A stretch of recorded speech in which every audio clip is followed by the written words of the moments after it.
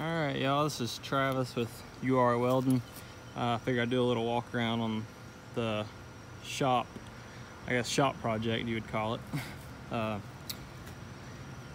Been into four-wheel drive stuff for years and years, and I always wanted a four-wheel drive van. Always kind of had my heart set on a U-joint conversion for an Econoline, but they're just way out of my price range.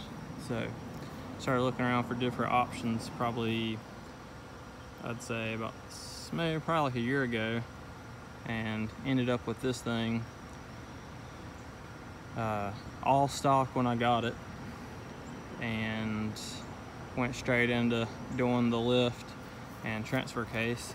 So put the S10 leaf springs in the rear, and which is 3-inch lift right there in the rear, and then the Journey's 2-inch I guess you'd call them body spacers in the front with a 1-inch crank on the torsion bars. So that gets you a 3-inch lift, which, you know, is enough, a good starting point. And did the 30, 9, 50, 15 BFG KM2 mud terrains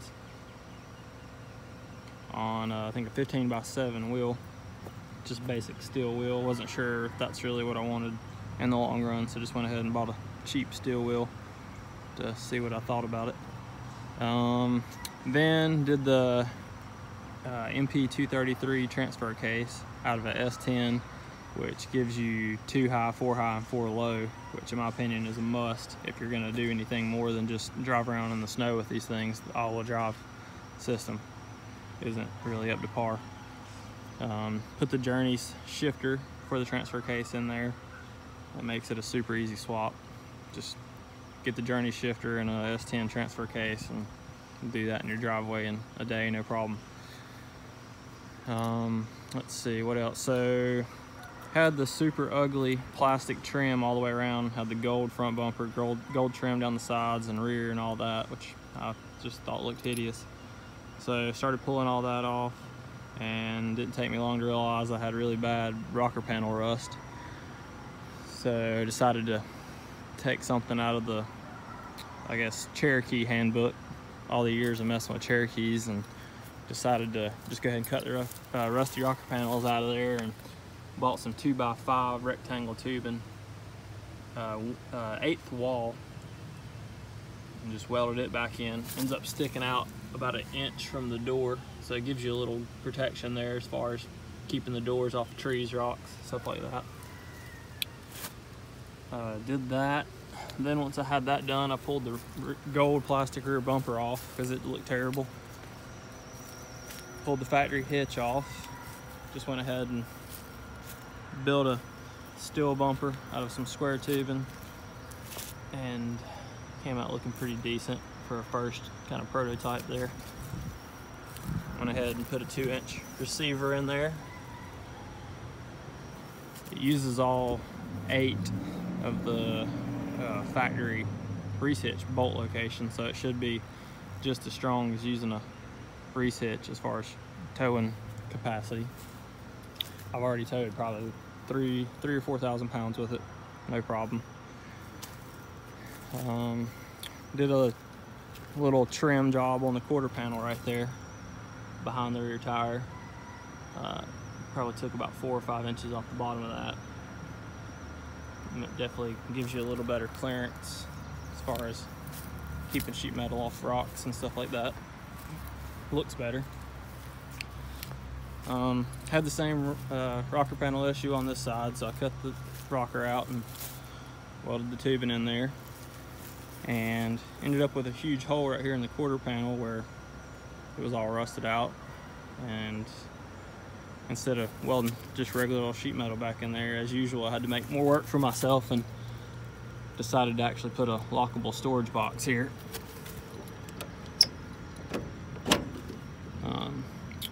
Came out pretty good. Maybe not as big as I thought it was going to be. It's about 4 or 5 inches deep and 8 or 9 inches tall. Perfect for ratchet straps, tow strap, maybe a come along, jumper cables, quart of oil, something like that. Still looks pretty cool too. So that's the lift, transfer case, tires, wheels, rocker panels. All the black you see on there is just I think Rust-Oleum brand truck bed coating from Harbor Freight. It comes out looking really good, and so far has been really tough. But I will say only about half of the cans that I bought wanted to spray right. So if you get started on the project using that stuff, probably buy twice as much as you think you need, because only half the cans are going to work right. But it does look good, and it comes out pretty tough. So I haven't got around to a front bumper yet. I am using the factory sheet metal kind of beam, I guess you'd call it, that goes behind the plastic stock front bumper, just to keep stuff from hitting my grill for now. I'm going to build a front bumper that matches the rear and the sliders, kind of complete package, and probably throw like a 9,500 pound winch on there, Smitty built or something along those lines. Just gotta find the time. Let's see, show you the interior real quick.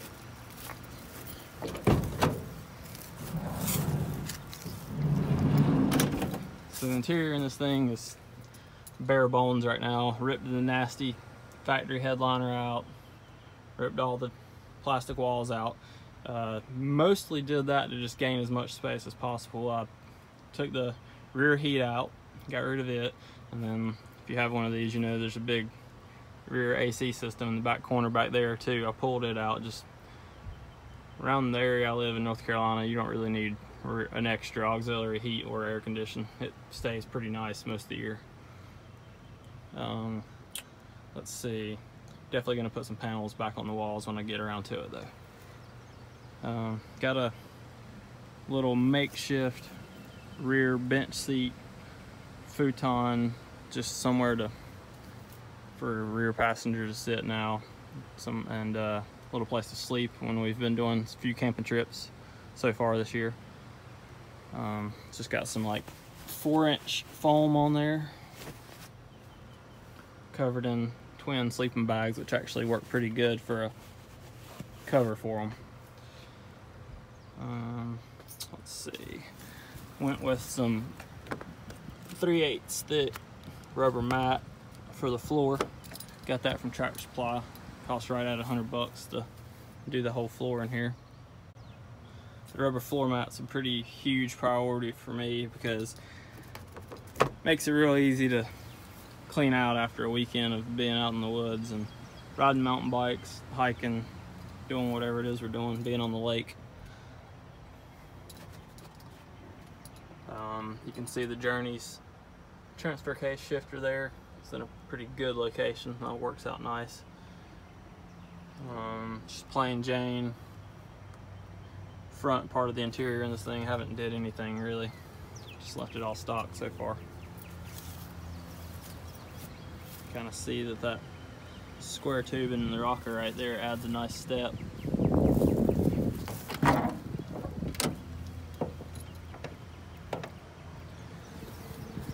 I thought about cleaning this thing up real good before making a video, but it didn't really make any sense to me because it's the end of the week and I'm about to spend the whole weekend getting it nasty, so y'all just kind of get to see how it looks used.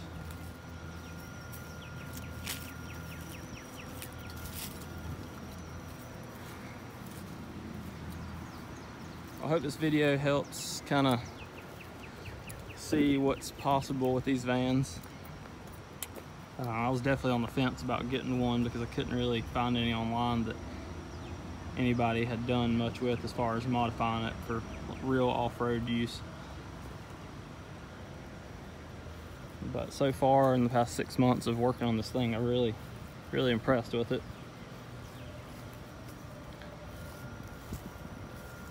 I think it's the Safari Astro is a real good platform for somebody who needs a van, needs something four-wheel drive, but just doesn't have $20,000 to dump into a Econoline build, or even more for a Sprinter.